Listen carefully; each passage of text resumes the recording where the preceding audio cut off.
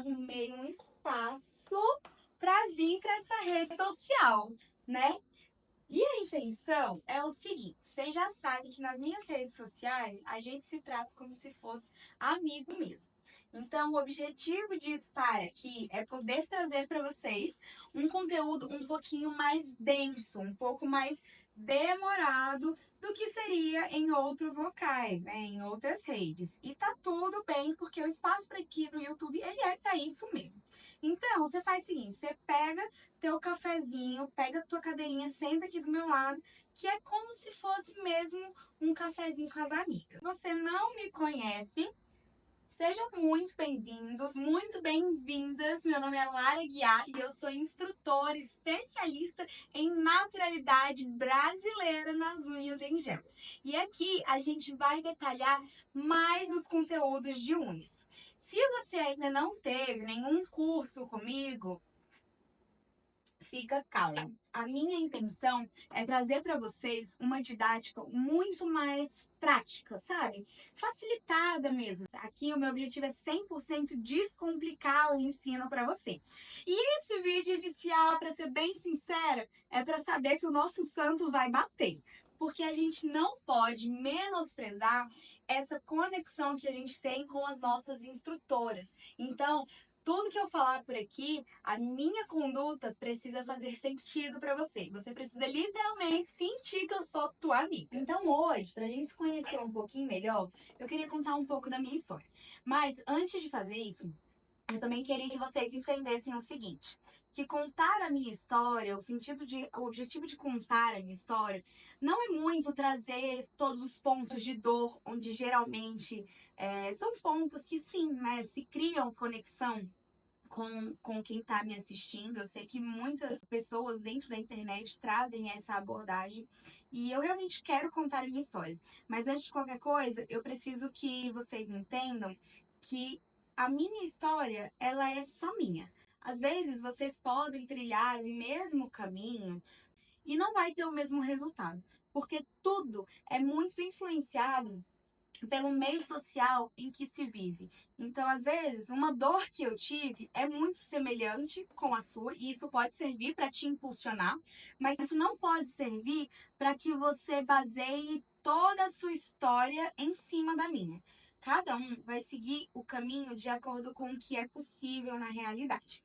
Eu comecei a fazer unhas, a fazer o meu primeiro curso de unhas, aí no finalzinho de 2020. A pandemia estava finalizando, as coisas estavam voltando a reabrir, né? Aquele senso de normalidade estava começando a voltar. O primeiro curso que eu fiz, ele foi muito desafiador, assim como eu acho que muitos dos cursos são, né? Dos primeiros cursos, dos primeiros encontros, dos primeiros momentos, justamente porque você está entrando num caminho novo.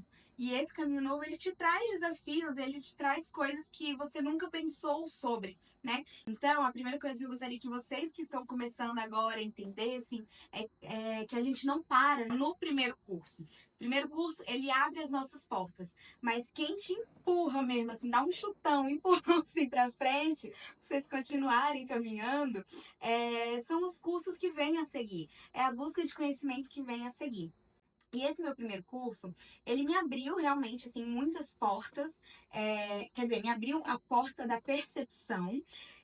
Mas eu fiz um investimento nele numa época que eu não estava podendo fazer, de fato, assim, muito esse investimento, sabe? Eu tinha acabado de sair da casa dos meus pais e estava tentando me virar sozinha. Então, eu tinha o último dinheiro, assim, possível para poder investir nesse curso. Eu ensinava 8 técnicas de unhas em gel, né? De uma forma, assim, bem superficial, porque ele, de fato, ensinava apenas a aplicar. Eu não me ensinava a desenvolver posteriormente, eu também não tive um apoio pós-curso.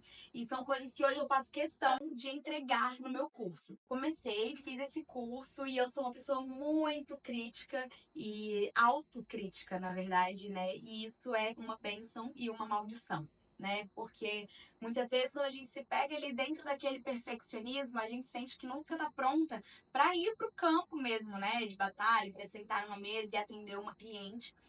Até porque nem todos os clientes vêm pra gente com a mesma empatia que a gente gostaria que viessem, né?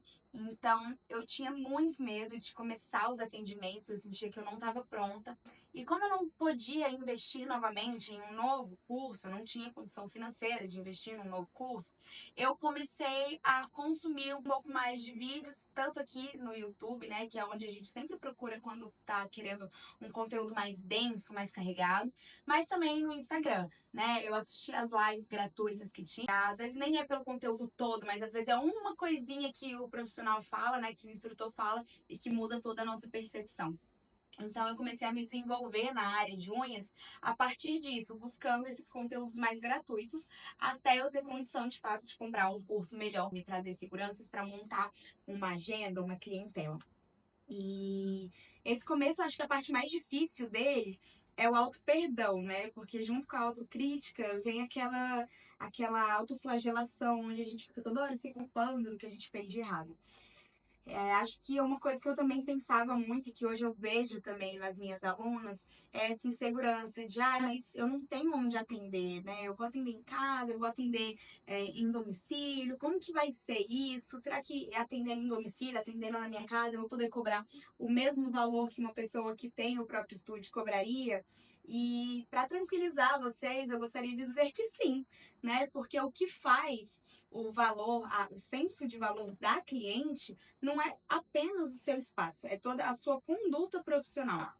Então, hoje, eu tenho amigas enormes, né, dessa área de nail design que atendem em casa cobrando um valor super justo para os seus trabalhos. Então, eu acho que é uma coisa, uma percepção que a gente fica insegura, mas é muito mais sobre a forma como você se porta do que sobre o lugar que você atende. E essa é uma tecla que eu sempre bati e que talvez tenha me destacado um pouco mais nesse mercado. Quando eu comecei, claro que a clientela não vem da noite pro dia, a gente precisa trazer de alguma forma esses clientes até nós. Acho que o pontapé inicial para eu ter tido essa sacada foi entender que as minhas unhas ainda não eram boas o suficiente sozinhas para atrair esses clientes. Então eu precisava de algo a mais. As minhas unhas não eram ruins, mas não eram também as melhores, né? Então eu precisava de um algo a mais para complementar a experiência do cliente. O que eu comecei a pensar diante disso foi em trazer um pouco mais, em preencher mais o meu Instagram com conteúdos teóricos, por exemplo.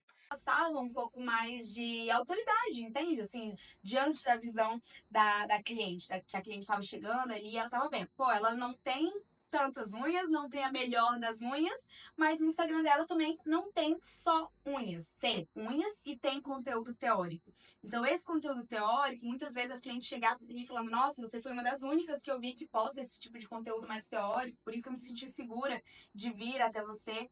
Então, eu acho que esse foi o pontapé inicial na captação da cliente.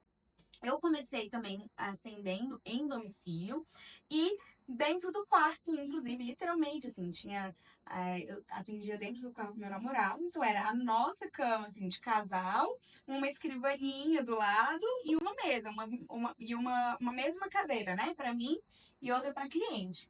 E eu sei que bate, sim, né, entre amigas e amigos, a gente pode falar que tem um pouquinho dessa vergonha mesmo, sabe? De às vezes você sabe que a cliente não tá esperando aquilo, que ela tá esperando um lugar um pouco mais profissional, um lugar um pouco mais exclusivo para atendimento, vamos supor, vamos dizer assim. Então bate na gente aquela vergonha e aquela insegurança de, ai, cara, ela não vai voltar. E aí eu tentava contornar isso de uma outra forma, que era realmente contando, né, a minha história, falando que comecei agora e que estava buscando formas de trazer mais aconchego para elas, e ao mesmo tempo, ao longo da conversa, eu tentava demonstrar um pouco mais de segurança, falando sobre questões de estruturas anatômicas, de uso de preparadores, de química dos produtos, que são coisas que vai contornando ali a visão da cliente e deixando ela mais focada em conhecimento que tu tem do que no redor, sabe? E assim também eu fazia no atendimento em domicílio, que a gente sabe que é um pouquinho mais complicado, né? A gente tá indo na casa de uma pessoa que a gente não conhece e a gente fica realmente suscetível a algumas coisas, inclusive a uma percepção assim de um falso de um falso senso de valor, sabe? Meio que inferior, que a pessoa entende assim, se ela tá vindo na minha casa é porque ela não tem o espaço dela. Mas eu acho que isso também são coisas que a gente vai contornando ali com conhecimento, né? Então, isso também te coloca numa posição muito favorável. E quando eu comecei, eu me dedicava muito nos treinos, porque não adianta a gente fazer só um curso, né? Então, os treinos, eles sempre fizeram muito sentido para mim.